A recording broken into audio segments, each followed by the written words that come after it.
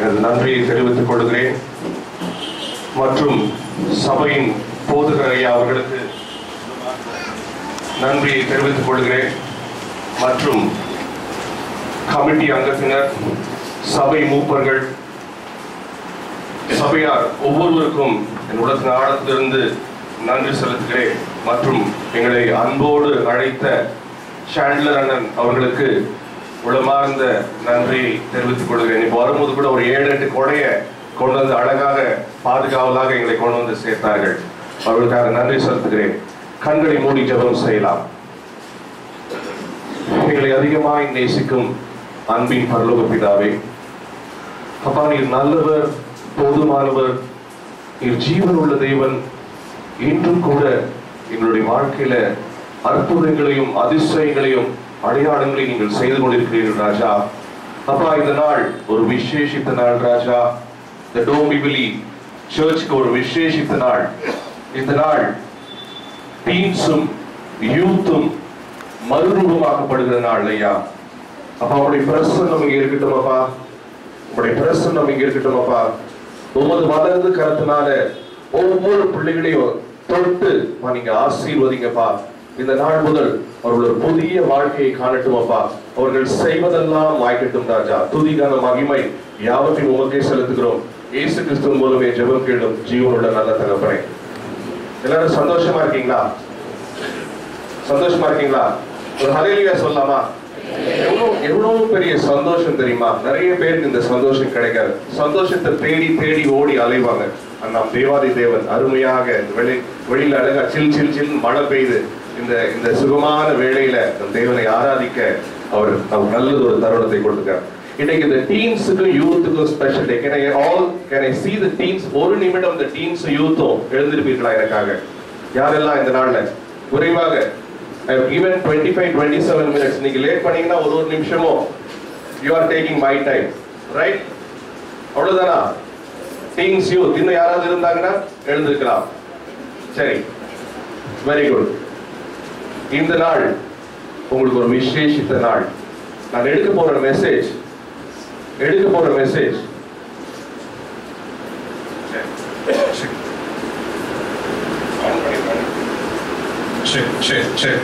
இந்த நாள் ஒரு விசேஷித்த நாள். நீங்கள் எல்லாம் சாதனையாளர்கள். You are going to achieve something in the life என்று சொல்லி நான் பேச இருக்கிறேன். It's not that you can achieve, you are here to achieve என்று சொல்வதற்கு உட்காரலாம். நான் சொல்ற பாயிண்ட்ஸ் உங்களிடத்துல பென் ஸ்கிரிப்லிங் பேட் இருக்குமானால் கடகடகடன்ட்டு நீங்க பாயிண்ட்ஸ் எடுத்து நல்லா கவனிங்க. ரைட்? இதில் யாராவது எழுந்திருந்த யாராவது நான் லைஃப்ல சாதிக்கணும்னா நினைக்கல, நான் லைஃப்ல அச்சீவ் பண்ணணும்னா நினைக்கல, சும்மா அப்படியே போறபடி போட்டோம், கேர்ள்ஸா இருக்கட்டும் பாய்ஸா இருக்கட்டும், யாராவது நினைக்கிறீங்களா? இல்ல, ஒரு உள்ளத்துல இருந்து ஒரு ஓரத்துல நான் அச்சீவ் பண்ணணும், நான் சாதிக்கணும் அப்படின்னு ஒரு ஆவல் இருக்கிறது அல்லவா? பெற்றோர்களே அல்லது தாத்தா பாட்டிமார்களே, உங்களுக்கும் நான் சில பாயிண்ட்ஸ் சொல்ல போறேன். கடைசியில் உங்களுடைய பிள்ளை யாராவது ஒருத்தர் கையை உயர்த்து விடுவீங்க, என் பிள்ளை இதெல்லாம் சாதிக்கலாம் வேண்டாம், சும்மா வாழ்ந்துட்டா போதும், என்னோட பேரன் பேத்தி சும்மா அப்படி இருந்துட்டா போதும், எதுவும் சாதிக்க வேண்டாம் யாராவது இருந்தீங்கன்னா கையை உயர்த்துவீங்களா? யாரும் இல்லைல்ல. எல்லாரும் நம்ம பிள்ளை ஏதாவது ஒரு சாதிக்கணும் அப்படின்னு இருக்குல்ல. அப்படித்தானே? சரி, இன்னைக்கு நீங்க சாதிக்கிறதுக்கு என்னென்ன தேவை என்று சொல்லி வேதாகமத்தின் அடிப்படையில நான் சொல்ல போகிறேன். சாதிக்கிறதுக்காக நான் முதலாவது எடுத்துக்கொண்டது ஞானம், விஸ்டம். இல்ல, விஸ்டமை எப்படி இன்டர்பிரட் பண்றாங்கன்னா, விஸ்டம் என்றது abundance of common sense என்று சொல்கிறார். 5 அறிவை தாண்டி 6வது அறிவை எடுத்துக்கொண்டோம் என்றால் abundance of common sense தான் wisdom என்று சொல்கிறார்கள். ஞானம் தேவை. ஒரு இடத்துல ஒருவேளை ஒரு IAS ஆபீசரை செலக்ட் பண்ணணும்னு சொன்னா அவருக்கு எவ்வளவு ஞானம் இருக்கிறது என்று சொல்லி எடுப்பார்கள். ஒருவேளை யாராவது கல்லூரிகளில் படித்துக் கொண்டிருந்தீர்கள் என்று சொன்னால், உங்களுடைய காலேஜுக்கு கேம்பஸ் இன்டர்வியூ வந்தார்கள் என்று சொன்னால், யார் ஞானவான், இந்த யாருக்கு ஞானம் ஜாஸ்தி இருக்குன்னு சொல்லி அவர்களை செலக்ட் செய்வார்கள். சோ அந்த ஞானம் முக்கியம். ஞானம் முக்கியம் என்பது நான் சொல்லவில்லை, வேதமே சொல்கிறது. தானியேல் 1ஆம் அதிகாரம் 3ஆம் வசனத்துல தானியேலை அந்த அரசவைக்கு செலக்ட் பண்ணும்போது நிறைய குவாலிட்டிஸ் இதெல்லாம் இருக்கணும். அவன் மாசூல் இல்லாதவனாக இருக்கணும் என்று சொல்லும்போது ஞானத்தில் சிறந்தவனாக இருக்க வேண்டும் என்று சொல்லி டேனியேல் அந்த அரசவைக்கு எடுக்கும் பொழுது ஒரு ஞானத்தில் சிறந்தவனாக இருக்க வேண்டும் என்று சொல்லி. ஒருவேளை நீங்க ஒரு கம்பெனில நீங்க ஒர்க் பண்ணீங்கன்னு சொன்னா, ஒரு சிஇஓ ஆகணும், உங்களை ஒரு டாப் ஆகணும், ஒரு லீடர் ஆகணும் அப்படின்னு சொன்னா உங்களுக்கு எவ்வளவு விஸ்டம் இருக்கு, எவ்வளவு ஞானம் இருக்கு, எவ்வளவு ஞானமாக இவன் நடந்து கொள்வான் என்று சொல்லி அவர்கள் பார்ப்பார்கள். யாராவது விரைவாக நான் வசனத்தை படிப்பதற்கு நேரமில்லை. நீதிமொழிகள் 4ஆம் அதிகாரம் 7ஆம் வசனத்தில் எழுதியிருக்கிறது. நீங்க நோட் பண்ணிக்கிட்டீங்கன்னா ரொம்ப நல்லா இருக்கும்.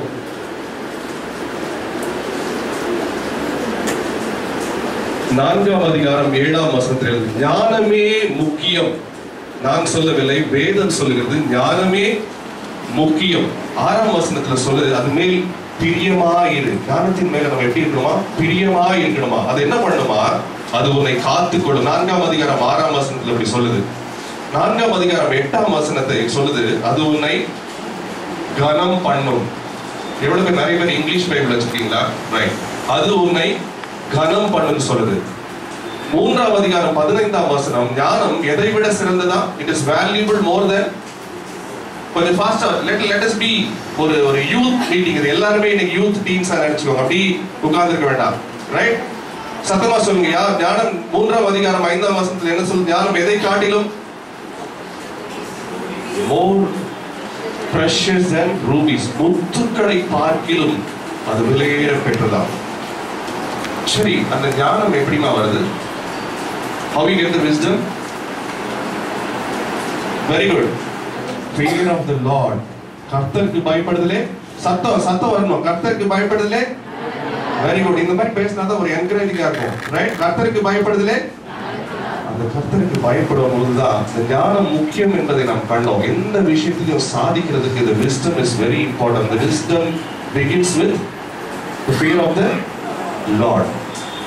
ஒருவேளை எனக்கு ஞானம் இருக்கு, நான் பெரிய ஞானவான்னு சொன்னா அந்த ஞானம் நமக்குரியது இல்லை. அந்த ஞானத்தை கொடுக்கிறது யாரு? Who gives the wisdom? The Lord. சத்தமா சொல்லுங்க. நீங்க எப்பவுமே கரெக்டா தான் சொல்லுவீங்க. சரியா? தப்பா சொன்னாலும் பரவாயில்ல. ஞானத்தை கொடுக்கிறது யாரு? பெரியவங்க சின்னவங்க எல்லாரும் சொல்ல. ஞானத்தை கொடுக்கிறது யாரு? நீதிமொழிகள் எத்தனாவதுல எழுதியிருக்கு? 2ஆம் அதிகாரம் 6ஆம் வசனத்துல கர்த்தர் ஞானத்தை தருகிறார்.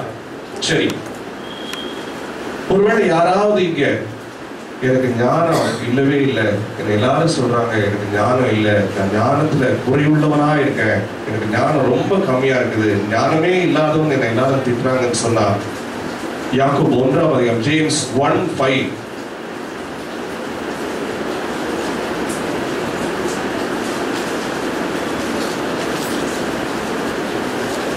எல்லாரும் மொபைல் போன்ஸ் வச்சிருக்கீங்க. நான் போகும்போது ஒன்று சொல்லிட்டு போறேன். நல்லதுதான் மொபைல் போன்ல இப்ப பைபிள்லாம் பாக்குறீங்க. It's very good actually. Okay, என்ன சொல்லுங்க? கடகடன்னு சொல்லணும். இது ரன் ஃபாஸ்ட். ஐயா லேட் ஆச்சுன்னா நான் காரணம் இல்லை, ஃபாஸ்டா சொல்லலாம். ஒருவன் ஞானத்தின் குறைவிடவனால எல்லாருக்கும் சம்பூர்ணமாய், சம்பூர்ணம் இல்ல ஒரு நல்ல வார்த்தை இல்ல, நிறைவா சம்பூர்ணமா கொடுக்கிற ஒரு இடத்துல கேட்கணுமா? So if you lack wisdom, whom should you ask? The Lord. Right? அவர் கேட்டா கொடுக்காம இருப்பாரா? He will definitely give. Right? அதை எப்படி கேட்கணுமா? அடுத்த வசனத்துல இருக்கு, 6ஆவது வசனத்துல. அது கரெக்ட் யாராவது சொல்லுங்க. எப்படி எழுதிருக்கு?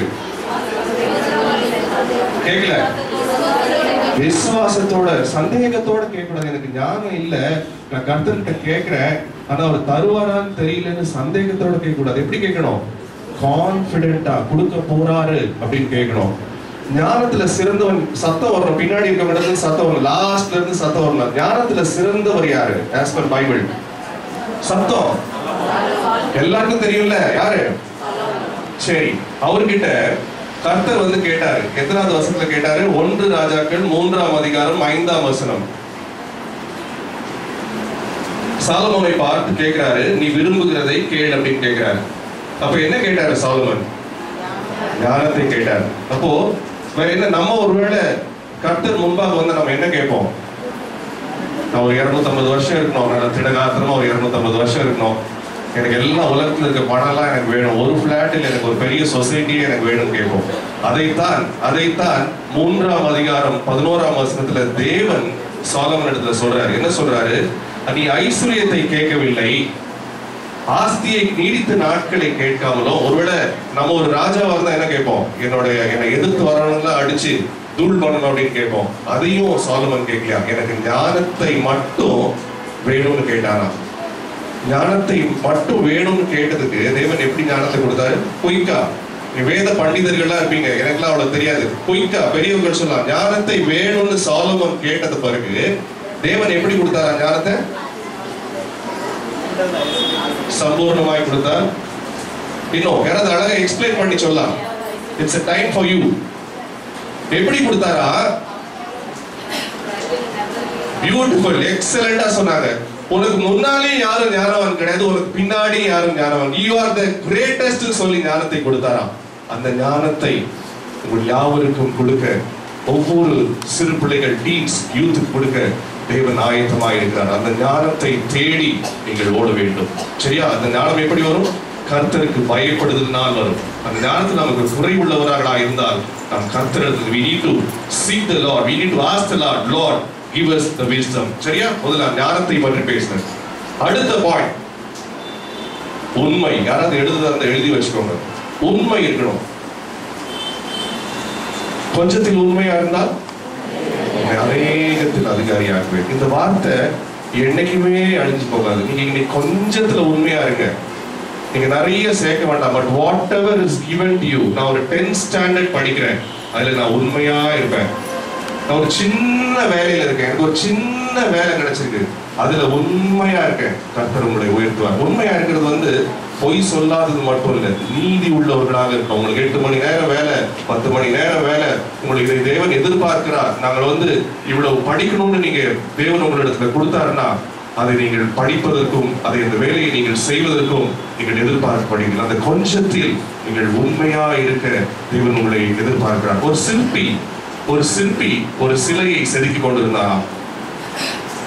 சிலையை செதுக்கி கொண்டிருக்கும் பொழுது ஒரு மனிதன் பார்த்தானா, அது பக்கத்திலேயே ஒரு பெரிய சிலை அந்த மாதிரி இருந்துச்சா. அப்ப கேட்டானா, இப்ப ஏதோ ஒரு சிலை இருக்கு, அதே மாதிரியே திருப்பி செய்தியே சிலை அப்படின்னு கேட்டானா. அப்ப சொன்னானா, அந்த சிலையில மூக்கு கிட்ட லேசா சரியா வரல அப்படின்னு சொன்னானா. அப்ப சொன்னானா, இந்த சிலையை நீ 25 அடியில வைக்க போற, அதுல எனக்கு இப்ப பார்த்தாலே தெரியல, அதுல மூக்குல லேசா இருக்கிறதுக்கு எப்படிப்பா தெரிய போகுது, நீ அந்த சிலையே வச்சுக்கலான்னு சொல்லும் போது, இல்ல நான் செய்யறத என் தேவனுக்கும் எனக்கும் தெரியும் சொன்னானா. அந்த கொஞ்ச காரியத்திலும் கூட நீங்க உண்மையுள்ளவர்களாக இருக்க வேண்டும். ஒருவேளை நான் யாரும் பார்க்கல, நான் கொஞ்சம் அப்படி இருந்துக்கிறேன் அப்படின்னா தேவன் அதை உற்று கவனித்துக் கொள்கிறார். யார் பார்த்தாலும் சரி பார்க்காவிட்டாலும் சரி நீங்கள் உண்மையாக இருப்பீர்கள். நான் முதல்ல நீங்கள் சாதிக்க பிறந்திருக்கிறீர்கள், நீங்கள் சாதிக்க முடியும் என்று சொல்லவில்லை, நீங்கள் சாதிக்க பிறந்திருக்கிறீர்கள். ஆனால் உங்களிடத்திலிருந்து எதிர்பார்க்க வேண்டியது அந்த உண்மை. இந்த அரசாங்கத்தோட அந்த சிம்பிள கூட போடுற ட்ரூத் will triumph என்று சொல்லி போடுற உண்மையே வாய்மையே வெல்லும் என்று சொல்லி அந்த உண்மையை தேவன் உங்களிடத்திலிருந்து எதிர்பார்க்கிறார். முதலாவது சொன்னேன், ஞானத்தை சொன்னேன், உண்மையை சொன்னேன். ஒரு பாஸ் ஒருத்தர் இருந்தாராம் ஒரு அலுவலகத்துல. அந்த பாஸ் ஒரு 3-4 விதை, ஒருவருக்கும் ஒரு விதையை கொடுத்து, நான் 60 டேஸ்ல இந்த விதை எவ்வளவு நீங்க முளைத்து கொண்டு வர முடியும் அப்படின்னு சொல்லி ஒருத்தர்கிட்ட ஒரு விதையை கொடுத்தாங்களாம். இங்க 4 பேர் இருக்கீங்கன்னா 4 பேருக்கு ஒரு seed. Okay, you are given a seed. So in 60 days you will have to grow the plant. போனா அவங்க பேசிக்கிறாங்க 3 பேர், என் பிளான்ட் இப்படி வளர்ந்துச்சு, ஓ பிளான்ட் அப்படி வளர்ந்துச்சு அப்படின்னு சொல்லி. 60வது நாள் வந்துதான் முதல் வந்தாராம், ஒரு பிளான்ட்டை காட்டினாராம், எப்படி வளர்த்துருக்க பாருங்க அப்படின்னு சொல்லி. அடுத்தவர் வந்தாராம், எப்படி வளர்த்துருக்க பாருங்கன்னு சொல்லி ஒரு பிளான்ட்டை காட்டினாராம். 3வது ஒருத்தர் வந்தாராம், எப்படி வளர்த்துருக்கேன்னு சொல்லி பிளான்ட்டை காட்டினாராம். 4வது ஒருத்தர் வந்தாராம், அதுல செடியே இல்லையா. அதை காட்டின பொழுது அந்த பாஸ் சொன்னாராம், நீதான் உண்மையானவன், நான் கொடுத்தது எல்லாமே உயிரில்லாத விதையை கொடுத்தேன். ஒருவேளை இதை ஷோ பண்றதுக்காக இதை பெருசா வளர்த்து காட்டினாங்க, ஆனா நீ உண்மையாக வந்தல, உனக்குதான் வெற்றி என்று சொன்னார்களாம். என்ன இருக்கிறது உங்களிடத்துல, அதுல உண்மையாக இருப்பதை தேவன் விரும்புகிறார். நீதிமொழிகள் 16ஆம் அதிகாரம் 8ஆம் வசனம் என்ன சொல்கிறது? குயிக்கா. அநியாயமாய் வந்த அதிக வருமானத்திலும் நியாயமாய் வந்த கொஞ்ச வருமானமே உத்தமம். எனக்கு கொஞ்சம் தான் வருது, பரவாயில்ல, அதிகம் வேண்டாம், ஆனா அந்த கொஞ்சம் வருமானம் ஆசீர்வாதத்தை கொடுக்கும். அந்த நிறைய வருமானங்கள் ஆசீர்வாதத்தை கொடுக்காது. நான் முதல் பாயிண்ட் என்ன சொன்னேன்? Be interactive. பாப்பா முதல்ல என்னமா சொன்னேன்? Wisdom. Second one? Truth. சத்தமா சொல்லணும். ஒரு விஷயம் தெரியுமா, நீங்க ஞானவானா இருந்தா, ட்ரூத்ஃபுல்லா இருந்தா, அது உங்க அப்பா அம்மாக்கு பிடிக்குமா? உங்க அப்பா அம்மாக்கு சந்தோஷம் கொடுக்குமா? Any linkage? இதுக்கு சம்மந்தம் இருக்கா? நான் ஞானமா இருக்கேன், நான் உண்மையா இருக்கேன், அது எப்படி எங்க அம்மாவை சந்தோஷப்படுத்தும்? எடுத்துக்கொள்ளுங்கள் நீதிமொழிகள் 23ஆம் அதிகாரம் 24ஆம் வசனம்.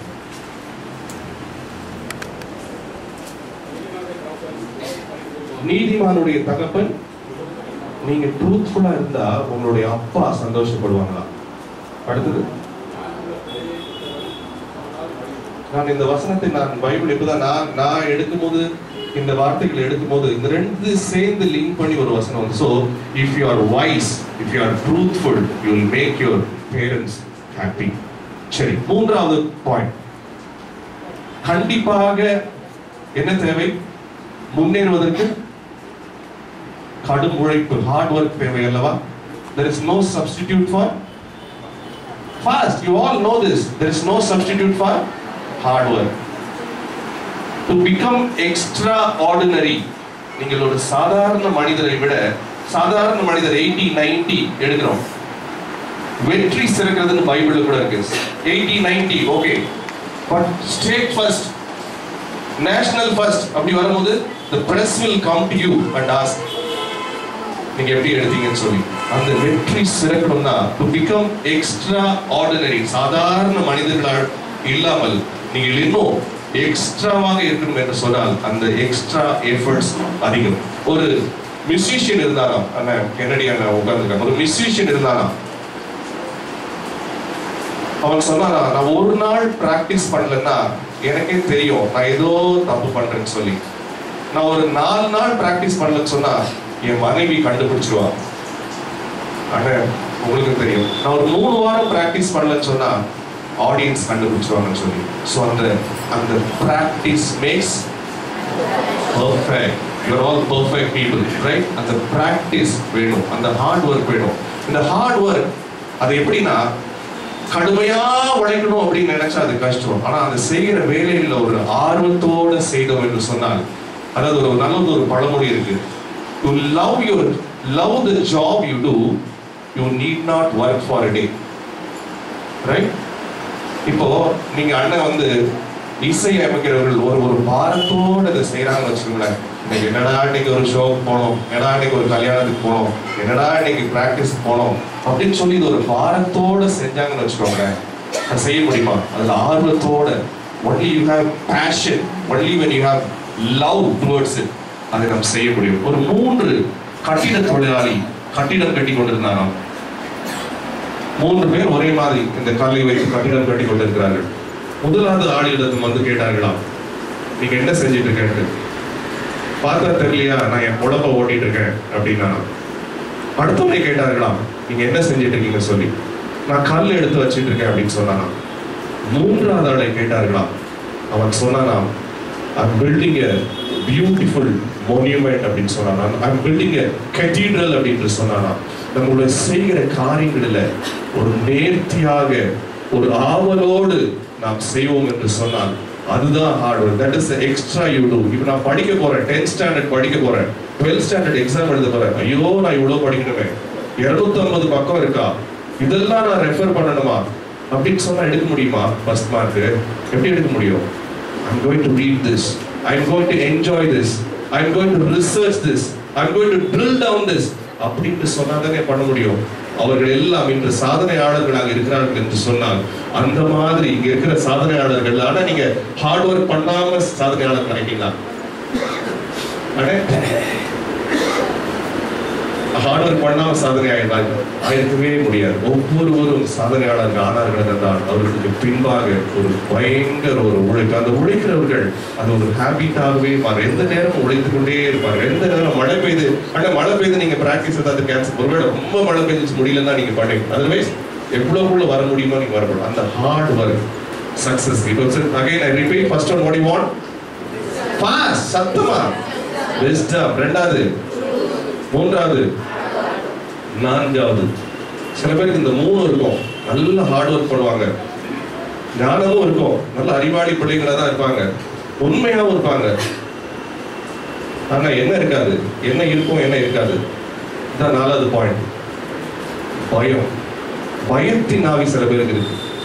அங்க போனா தோத்துருவோமோ, இந்த மியூசிக் காம்படிஷன்ல போனா நான் தோத்துருவேனோ, இந்த எக்ஸாம்ல எழுதுனா நான் ஃபெயில் ஆயிடுவேனோ, எனக்கு ஃபர்ஸ்ட் வராது, எல்லாமே ரெடியா இருப்பாங்க. அங்க போனா வெற்றி கிடைச்சிடும். ஆனா அந்த பயத்தின் ஆவி, அதனாலதான் இன்னைக்கு நான் முதல் படிக்கும் பொழுது வரல, இந்த பயத்தை நீக்குவர்கள் தேவன்.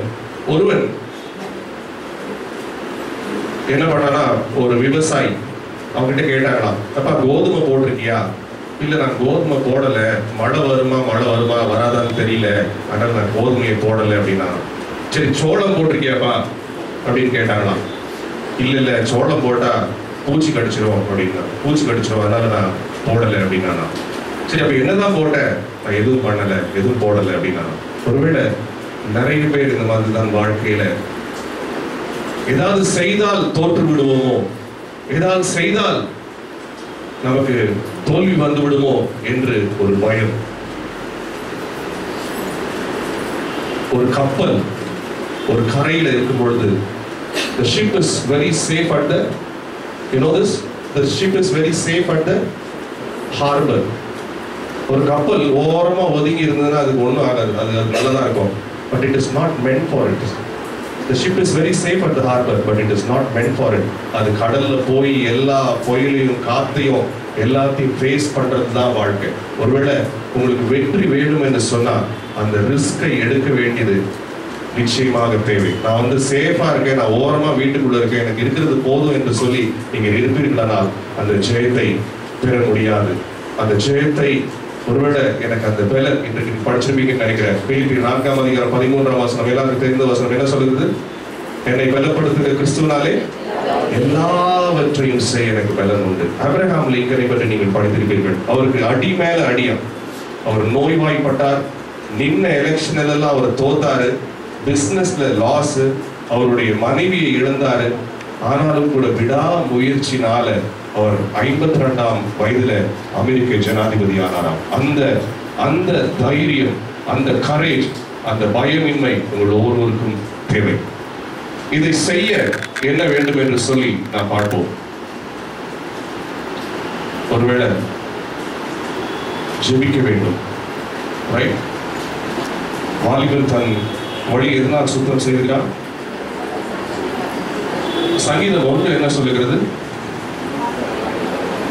சாரி, வேதத்தை படிக்கிறதுக்கு என்ன சொல்றதுன்னா, இரவும் பகலும் வேதத்தின் மேல் நான் முதல்ல சொன்னேன், பிரியமா இருந்து. That is a key word. பைபிளை நம்ம ஏதோ படிக்கணும், அம்மா சொல்லிட்டாங்க, அம்மா ரொம்ப திட்டுறாங்கன்னு ஒரு அதிகாரத்தை படிக்க, பிரியமா இருந்து. You should love and read the Bible and meditate day and night. காலையிலையும் மாலையிலையும் அதை நாம் பார்க்கணும். அது படிச்சது மட்டும் இல்லாம அதன்படி நாம் நடக்க வேண்டும். ஜேம்ஸ் 1:22 என்ன சொல்கிறது? திருவசனத்தை கேட்கிறவர்கள் மட்டுமல்ல, அதன்படி நடக்கிறவர்களாக நீங்கள் இருக்க வேண்டும். ஜெபம், திருவசனத்தை படிக்க வேண்டும், அதன்படி நடக்க வேண்டும். இந்த திருவசனத்துக்கு ஒரு புக்குன்னு பேரு. என்ன புக் அது? பைபிள். சாரி, சத்தமா சொல்லுங்க. You are right. Book of life. Pastor, நேரம் கடந்து செல்கிறது தெரியுமா? அது ஒரு புக்குன்னு பேரு. Can anybody say tell? Sorry? Right, Holy Book. Holy Bible. இந்த புக்குக்கு என்ன பேரா? Simple thing. நீங்க கூகுள் பாப்பீங்கல்ல, இது பாருங்க. It is called Book of Books. இருக்கிற புத்தகத்துல, உலகத்துல இருக்க எல்லா புத்தகத்திலையும் இதுதான் சிறந்த புத்தகமா. Book of Books. நீங்க எந்த அந்த புக் ரொம்ப நல்ல புக்கு, ஆனா இந்த புக்குக்கு நிகர் இல்லை. This is called, நீங்க கூகுள்ல பண்ணி பாருங்க, what is Book of Books. உலகத்துல இருக்கு. இப்ப வந்த புக்கும் சரி, வரப்போற புக்கும் சரி, இந்த புக்கு நிகரான புக் இல்லையா? அந்த புக்கை, அந்த ஹோலி பைபிளை நாம் எப்பொழுதும் படிக்க வேண்டும், அதன்படி நடக்க வேண்டும். ரெண்டாவது, ஜெபிக்க வேண்டும். எப்பொழுதும் ஜெபிக்க வேண்டும். ஜெபம் என்னத்தை தரும்? ஜெயத்தை தரும். Prayer will bring victory. மூன்றாவது, கொஞ்சம் கஷ்டம் சின்ன பிள்ளைங்களுக்கு. என்னது? கொலோசியர் 3:20. ஃபாஸ்டா ஐயா, எனக்கு ஒரு 10 நிமிஷம் இருக்கா? எவ்வளவு நிமிஷம் எடுத்துக்க? சரி, குயிக்கா. அதுதான் கொஞ்சம் கஷ்டம் இல்ல, இதெல்லாம் படிக்கிறோம், இதுதான் கொஞ்சம் கஷ்டம் இல்ல. இப்பதான் சிரிக்கிறா. அவங்க வேற என்ன, பெற்றோர்களுக்கு கண்டிப்பாக கீழ்ப்படிய வேண்டும். சரியா? நான் அதை பத்தி அதிகம் சொல்லல. சகோதர சகோதரிகள் என்னிடம் இந்த சகோதர சகோதரிகள் அதை பற்றி சொல்லுவார்கள். நம்ம ஸ்கிட் எல்லாம் போடுறோம் அதில் சொல்லுவோம். ஸோ இந்த 3 பாயிண்ட் ரொம்ப முக்கியம். நான் வேகமாக விரைந்து செல்கிறேன். நான் என்ன செய்ய வேண்டும் என்று சொன்னேன், என்ன செய்யக்கூடாது. நல்லா கவனிங்க வாலிபர்களே, டீன்ஸ், என்ன செய்யக்கூடாது என்று சில காரியங்கள் இருக்கிறது. சரியா? நான் வேகமாக பாயிண்ட்டுக்கு வந்து விடுகிறேன். தேவனுக்கு பிரியமில்லாத காரியங்கள் நான் உங்களுக்கு என்னன்னு சொல்ல வேண்டாம். Today it is easily avail in your mobile phones. தேவனுக்கு பிரியமில்லாத காரியங்களில் நீங்க காலையே எடுத்து வைக்கக்கூடாது. உங்களுடைய கண்களை, கைகளை, கால்களை அதைக்கு விலக்கி உங்களை பாதுகாத்துக் கொள்ளும். It is easily available. பெரியோர்களே, சிறியவர்களே, நான் சில ஸ்டாட்டிஸ்டிக்ஸ் உங்களிடத்துல சொல்லுகிறேன். ஒருவேளை இங்கே 17-18 வயது நிரம்பியவர்கள் இருப்பீர்கள். 90% புகைப்பிடிக்கிறவர்களில் 90% at the age of 18 they start up. 18 வயதுல தான் அவர்கள் புகைப்பிடிக்க ஆரம்பிக்கிறார்களாம். ஸோ கேர்ஃபுல்லான வயசு. இந்த காலத்துல பாம்பேல, இங்க எப்படின்னு தெரியல, பாம்பேல அங்கெல்லாம் சிட்டில எல்லாம் கேர்ள்ஸ் புகைப்பிடிக்கிறதை நான் பார்க்கிறோம். நான் ஓபனாக சொல்கிறேன். இது we need to be very careful. இந்த உலகம், சொசைட்டி, உங்களுடன் சேர்ந்தவர்கள் இதற்கு ஈர்ப்பார்கள். இதை தொட்டு விட்டு இருந்தா சகதியில விழுதா, சகதியில விழுந்து நம்ம எவ்வளவுதான் அது மேல எழும்பணும்னு நினைச்சா எழும்ப முடியாது. அதே போல சும்மா ஒரு சோசியல் ட்ரிங்க், நான் சாதாரணமா குடிக்கிறேன்னு ஆரம்பித்தவர்கள் 7 பேர்ல ஒருத்தர், 7 பேர் குடிக்க சும்மா விளையாட்டுக்கு ஒரு ஃபன்னுக்காக குடித்தவர்கள் ஒருத்தர் வந்து ஆல்கஹாலிக்காக இருக்கிறார்களாம். கற்பழிப்பு வழக்குகளை மாற்றவர்கள், ரேபிஸ்ட்ல 90% இந்த ஆபாச படங்களை பார்க்கிறார்களாம். நான் திருச்சபையில தேவனுக்கு முன்பாக இதை சொல்கிறேன். இதெல்லாம் இன்றைய காலகட்டத்தில் ஈஸிலி அவைலபிள். பிள்ளைகள் உங்களை தற்காத்துக் கொள்ள வேண்டும். நீங்கள் 2 எஜமானுக்கு ஊழியம் செய்யவே முடியாது. ஒருவேளை யாராவது நான் ரொம்ப கில்லாடி, நீங்க சொன்னதெல்லாம் நான் எனக்கு ஞானம் இருக்கு, நான் ஹார்ட் ஒர்க் பண்றேன், ஆனா இதுலயும் கொஞ்சம் நான் டைம் ஸ்பெண்ட் பண்றேன்னு சொன்னா நீங்கள் நான் சொல்றது வருத்தப்பட வேண்டாம். நீங்கள் வாழ்க்கையில முன்னுக்கு வரவே முடியாது. இதை விலக்கி விட்டுதான் அதுல இருக்க வேண்டும். சரியா? நான் டூஸ் அண்ட் டோன்ட்ஸ் நான் சொல்லிவிட்டேன். இதுக்கு மீறி உங்களிடத்துல I'm doing everything, I'm not involved in this, I don't like these things, நான் நீங்க சொல்றதெல்லாம் செய்றேன், ஆனாலும் எனக்கு வெற்றி வரலன்னு சொன்னா it's a matter of time. நீங்கள் செய்வதை திரும்ப திரும்ப செய்யுங்கள். தேவன் உங்களுக்கு நிச்சயமாக வெற்றி தருவார். 1905ஆம் வருடத்துல நியூயார்க் டைம்ஸ்ல ரைட் பிரதர்ஸ் எதை கண்டுபிடித்தார்கள்? ஏர்பிளைனை கண்டுபிடித்தார்கள். 1905ஆம் வருடத்துல நியூயார்க் டைம்ஸ்ல எழுதினார்களா, how this can happen, எப்படி இந்த ஏரோப்ளேன் பறக்க முடியும், how an object heavier than air can fly என்று கேட்டார்களாம். ஆனால் குறைந்த நாட்களிலே அவர் ஏரோப்ளேனை கண்டுபிடித்தாராம். அலெக்சாண்டர் கிரஹாம் பெல் என்னத்தை கண்டுபிடித்தார்? டெலிபோனை கண்டுபிடித்தார். அவர் கண்டுபிடித்த போது டெலிபோனை அவர் கண்டுபிடிக்க போகவில்லையா, தன்னுடைய மனைவிக்கு ஹியரிங் எய்டை கண்டுபிடிக்க அவர் போனாராம். ஆனால் அவர் டெலிபோனை, இன்றும் நம்ம யூஸ் பண்ற டெலிபோனை அவர் கண்டுபிடித்து முடித்தாராம். Walt Disney ஒதுக்கப்பட்டார். அவருக்கு கார்ட்டூனே வராதுன்னு சொல்லி ஒதுக்கப்பட்டார். ஒரு சர்ச், ஒரு பாதிரியார் அவரை கொண்டு ஒரு சர்ச்சில் அவரை போட்டார்களாம். அவர் அங்கே பார்த்து அந்த மவுஸை பார்த்து வரைந்தாராம். அதுதான் இன்னைக்கு ஃபேமஸ். வால்ட் டிஸ்னியோட என்னது ஃபேமஸ்? Mickey mouse famous. அதனால நீங்க செய்யும் பொழுது நீங்கள் மனம் தளர்ந்து விடாதீர்கள். பீத்தோவனை நீங்கள் கேள்விப்பட்டிருக்கீர்கள். இசை வல்லுநர்கள் இங்கே இருக்கிறார்கள். பீத்தோவன் உங்களுக்கு தெரியுமா? இந்த பேர்ல பீத்தோவன் அவரை ஒதுக்கப்பட்டார்களா, உனக்கு இசையே வராது என்று சொன்னார்களா. ஆனால் பீத்தோவனை போன்ற இசை போல் வாசிப்பவர்கள் யாருமே இல்லை. உலகம் உங்களை கீழே எடுக்க நினைத்தால் நீங்கள் அதை கண்டு கலங்க வேண்டாம். நீங்கள் செய்வதை செய்யுங்கள். தேவன் நிச்சயமாகவே உங்களை உயர்த்துவார். சில காரியங்கள் நான் பெற்றோர்களுக்கு சொல்ல நினைத்தேன். நான் இன்றும் ஒரு 5 நிமிடத்தில் முடித்துவிட I think I'm within time. பெற்றோர்களுக்கு பிறம்பை கையாளாதவன் போட்ட அடி கிழிச்சிடலாமா? பிள்ளைங்களை கிழிக்க கூடாது. பிள்ளைங்கள் இடத்துல அன்பு செலுத்தணுமா? கண்டிப்பாக அன்பு செலுத்த வேண்டும். ஒரு சின்ன கதை. ஒரு டாக்டர் ஒரு பேரண்ட் கிட்ட கேட்டாங்களாம், ஒரு அப்பா கிட்ட, உங்க பிள்ளைக்கு 105 டிகிரி காய்ச்சல், ஜுரம். உங்க பிள்ளை சொல்றான், நான் டாக்டர்கிட்ட வரமாட்டேன் அப்படின்னு சொல்றான். நீங்க என்ன பண்ணுவீங்க? டாக்டர்கிட்ட கூட்டிட்டு போக மாட்டீங்களா? ஒரு சின்ன பிள்ளை ஒரு நெருப்புல கை வைக்க என்ன பண்ணுவீங்க? 2 அடி போடுவீங்க. சரியா? நாங்கள் ஷாலோம் ஃபேமிலி என்ரிச்மெண்ட் மிஷன்ன்றதை நீங்கள் வந்ததில் நாங்கள் எல்லாம் ஈடுபட்டிருக்கோம். அதில் ஒரு வீடியோ காட்டுவோம். ஒரு சின்ன பிள்ளை அழுதுகிட்டே இருக்கும் மொபைல் ஃபோனை கேட்டு. இந்த மொபைல் ஃபோனை கொடுத்துட்டு அது அழுகையை நிறுத்திடும். மொபைல் ஃபோன் கொடுத்தோம்னா கத்தும். இட்ஸ் வெரி ஈஸி பிள்ளைகளோட அழுகையை நிறுத்துறதுக்கு. பிடிவாதப்பட்டு ஆனால் 105 டிகிரி காய்ச்சல் வந்தால் என்ன பண்ணுவோம்? கூட்டிட்டு போவோம். அப்படி வரலன்னா தூக்கி போட்டுட்டு கூட்டிட்டு போவோம். அதே மாதிரி தான் உங்கள் பிள்ளை இது தவறு என்று தெரிந்தால், இது தவறு, நான் ரொம்ப ஆணித்தரமாக சொல்கிறேன், உங்கள் பிள்ளைகளுக்கு இது தவறு என்று தெரிந்தால் நீங்கள் அதை செய்யவே விடக்கூடாது. என் பிள்ளை அழுது அடம் பிடிக்குது, இது பண்ணுது அது பண்ணுது, மிரட்டினா மிரட்டட்டும், இது பண்ணக்கூடாதுன்னா பண்ணக்கூடாது. ஆனா உங்கள் பிள்ளையிடத்தில் அன்பா இருங்கள், அன்பான வார்த்தைகளை பேசுங்கள். உங்கள் வாயிலிருந்து சாபமான வார்த்தைகள் பிள்ளைகளுக்கு வரக்கூடாது. என்ன வசனம் சொல்கிறது? கொலோசியர் 3:21. ஃபாஸ்டா.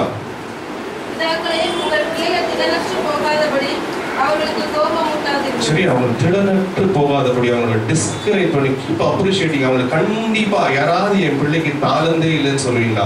எல்லா பிள்ளைகளுக்கும் தேவன் தாளந்தை கொடுத்திருக்கிறார். உங்கள் பிள்ளைகளுக்கு தாளந்தை என்கரேஜ் பண்ணுங்க. You keep encouraging. அன்பை கொட்டுங்கள். ஆனால் தவறு என்று சொல்லும் பொழுது கண்டிங்க. அதுல எந்த ஒரு ரிலாக்ஸேஷனும் கிடையாது. நான் 1% விட்டு கொடுக்குறேன், இது தவறு அப்படின்னு சொன்னா உங்க பிள்ளைக்கு எத்தனை வயசு ஆனாலும் சரி அது தவறு. என்ன irrespective of the consequence, அதுல நீங்க ஃபோமாக இருங்கள்.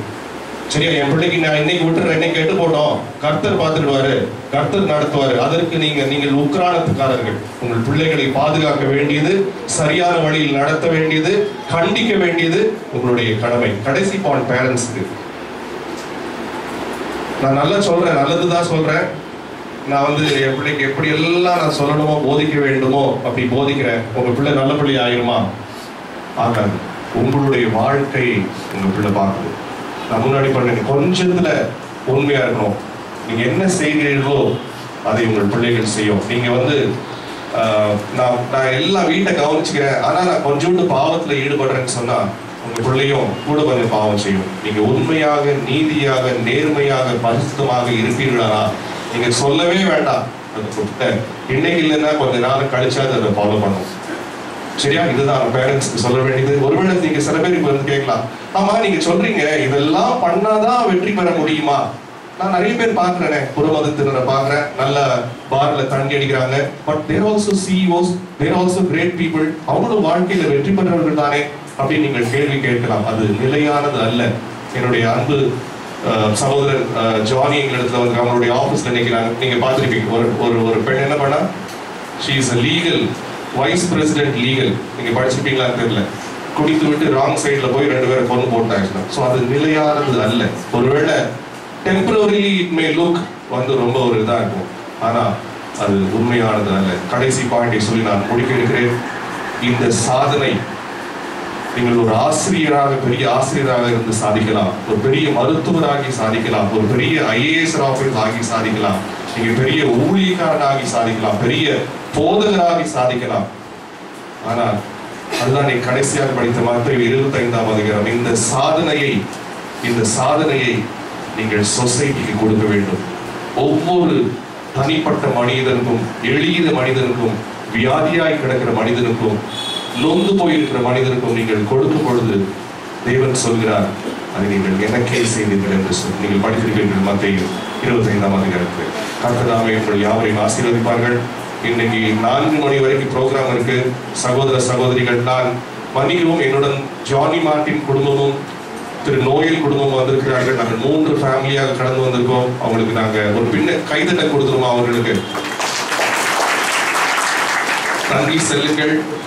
உங்களுக்கு, உங்களுடைய பிள்ளைகளுக்கு இது ஆசீர்வாதமாக இருக்கும். உங்கள் பிள்ளைகள் சாதனையாளர்களாக போகிறார்கள். கண்களை மூடி ஜெபம் செய்யலாம். அதிகமாக நேசிக்கும் அன்பின் பரலோக பிதாவே, கொடுக்கப்பட்ட வார்த்தைக்காக உங்களுக்கு நன்றி செலுத்துகிறோம் ராஜா. அப்பா, உங்களுடைய பிள்ளைகள் ஒருவரும் அப்பா வீணாகி போய்விடக்கூடாதப்பா. உமக்காக பெரிய காரியங்கள் செய்ய வேண்டும் ராஜா. அவர்கள் இருக்கிற இடத்துல ஜொலிக்க வேண்டும் அப்பா. அவர்கள் வேலை செய்கிற ஸ்தலமாக இருக்கட்டும், அவர்கள் படிக்கிற பள்ளிக்கூடமாக இருக்கட்டும், கல்லூரியா இருக்கட்டும், அவர்கள் உமக்காக ஜொலிக்க வேண்டும் அப்பா. உமக்காக ஜொலிக்க வேண்டும் அப்பா. நாங்கள் கேட்டது போல பெற்றோர்களாகி நாங்கள் எப்படி நடந்து கொள்ள வேண்டும் என்று அதன்படி நாங்கள் நடக்க வேண்டும் அப்பா. எங்களுடைய வாழ்க்கை அவர்களுக்கு ஒரு எக்ஸாம்பிளாக இருக்க வேண்டும் அப்பா. இந்த நாளை உங்களுடைய கைகளில் கொடுக்கிறோம். துதிகன மகிமை யாவற்றையும் செலுத்துகிறோம். இயேசு கிறிஸ்துவின் மூலமே ஜெபம் கேளும் ஜீவனுள்ள நல்ல தகப்பனே.